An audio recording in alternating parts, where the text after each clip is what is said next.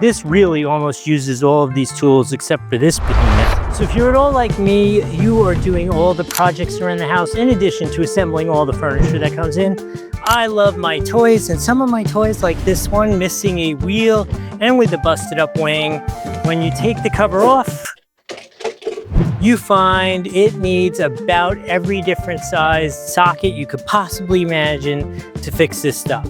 So I have an answer for you. This is from MulWark, and this is the coolest thing. Okay, not only does it have a great organizer, I know you can't see it, but it's got all the sizes from 1.5 millimeters up.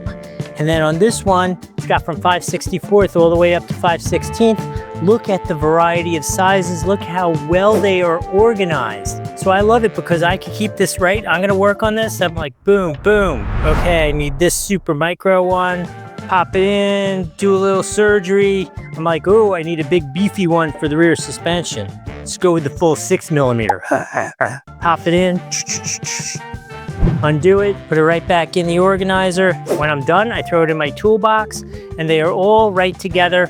I've spent so many years with these in so many piles, and this has resolved that whole thing. Sometimes you have to buy an organizer and then you buy the pieces. This is it. These are these nice long drivers with the organizer all together, and they're even marked correctly. Super cool. If you're looking to upgrade your tool game, there's actually going to be a link either right here on the screen, or it's going to be down there in the description. If you use that, it helps out the channel and it doesn't cost you anything extra. So we're going to say thank you in advance while you're down there.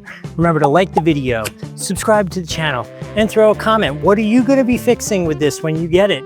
I want to know. It should be an interesting conversation. This really almost uses all of these tools except for this behemoth. 12 millimeter? Here in this form, this thing looks like a crazy baseball bat. Anyway, I hope this has been helpful. We'll see you in the next video.